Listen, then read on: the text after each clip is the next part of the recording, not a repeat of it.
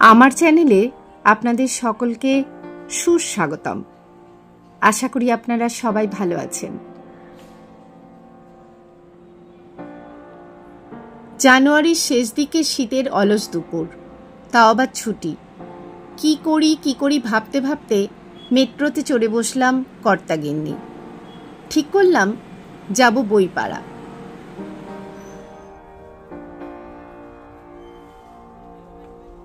Metro থেকে বেরিয়ে পায়ে হেঁটে চলে এলাম কলেজ স্ট্রিট। উল্টো দিকে চোখে পড়ল কলকাতা বিশ্ববিদ্যালয়ের বিশাল বড় সাদা অট্টালিকা। সেই 1857 সালে স্থাপনার পর থেকে কতই না ইতিহাসের সাক্ষী এই বিশ্ববিদ্যালয়।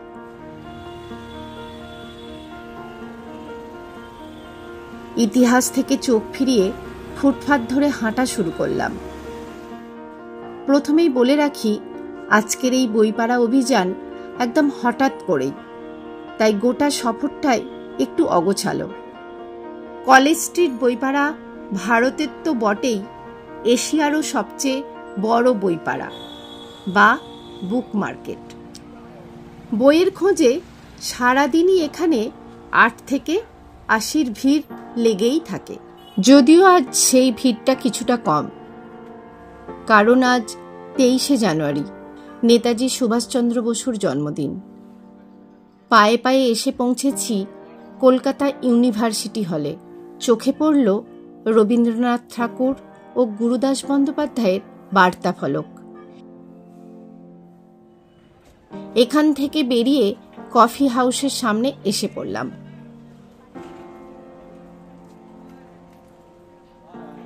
মহাত্মা গান্ধী রোড মোড়ের দিকে এগোতে গিয়ে নজর এলো ফুটপাতের বেশ কিছু বইয়ের স্টলে বেচাকেনা চলছে। এরপর ইতিউতি ঘোরা চলতে থাকলো আমাদের।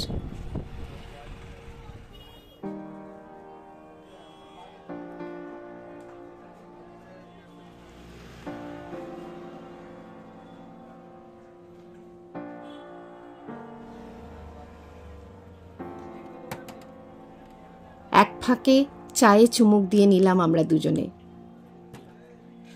সাথে গরম গরম তেলে ভাজা।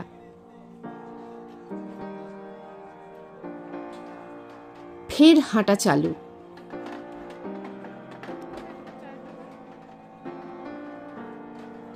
একে একে চোখে পড়ল ধর্মগ্রন্থ ও পঞ্জিকার দোকান, গল্পের বইয়ের দোকান।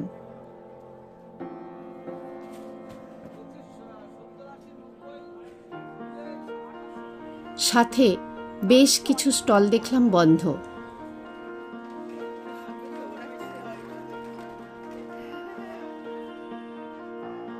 হাঁটতে হাঁটতে এবার এসে পড়লাম সংস্কৃত কলেজ ও স্কুলের সামনে।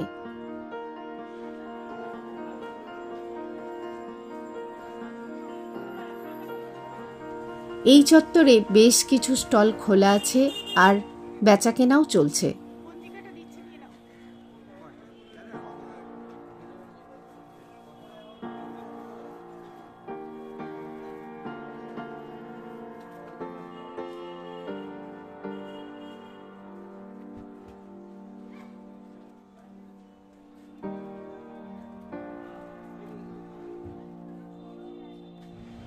বড় রাস্তায় এসে দেখা পেলাম ট্রামের।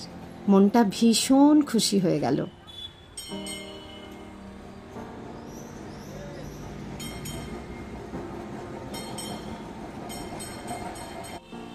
ফের নজর ঘোরালাম সারি সারি বইয়ের স্টলের দিকে।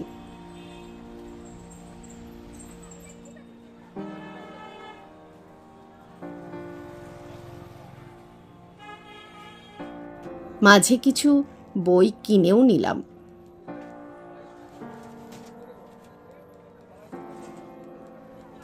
চোখে পড়ল শিশুদের বই, ম্যাপ ও স্টিকার বিক্রি হচ্ছে।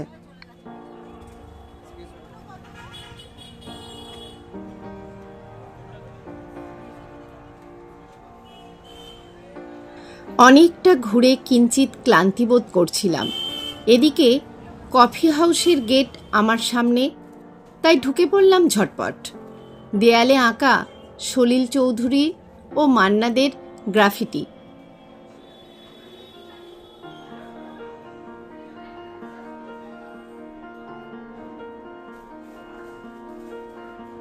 টেরাকোটার কাজ এসব দেখতে দেখতে অ্যালবার্ট হলের গেটে, হ্যাঁ, অধুনা কফি হাউস এককালে ছিল অ্যালবার্ট হল।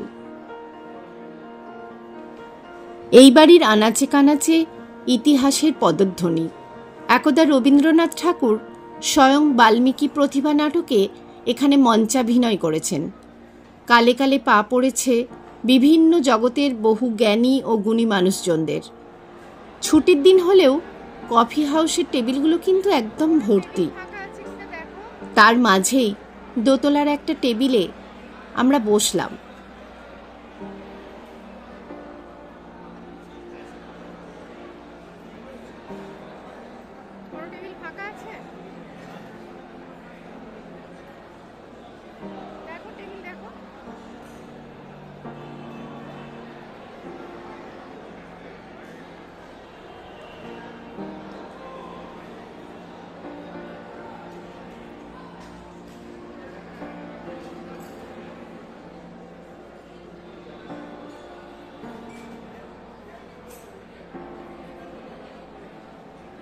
আয়েশ করে ফিশ ফ্রাই আর কফির স্বাদ নিলাম দুজনে। চোখে পড়ল সিলিং থেকে ঝোলানো পাখাগুলো, যারা কতই না ইতিহাসের সাক্ষী।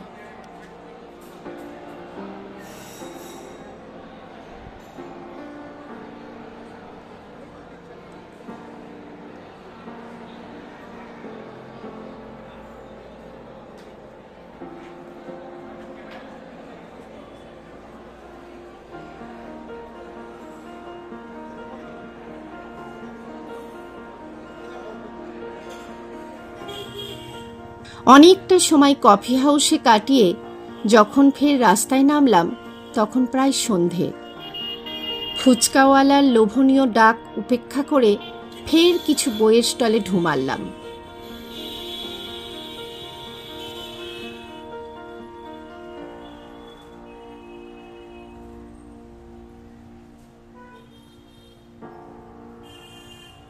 সন্ধে নেমে গেল, পা বাড়ালাম বাড়ির পথে। আজকে আমার ভিডিওটা আপনাদের কেমন লাগলো অবশ্যই কমেন্ট করে জানাবেন। এইভাবেই পাশে থাকবেন সবাই। ভালো লাগলে অবশ্যই শেয়ার করবেন। সবাই সুস্থ থাকবেন, ভালো থাকবেন, মুনমুনস প্যাশনের সাথে থাকবেন। আবার দেখা হবে পরের ভিডিওতে।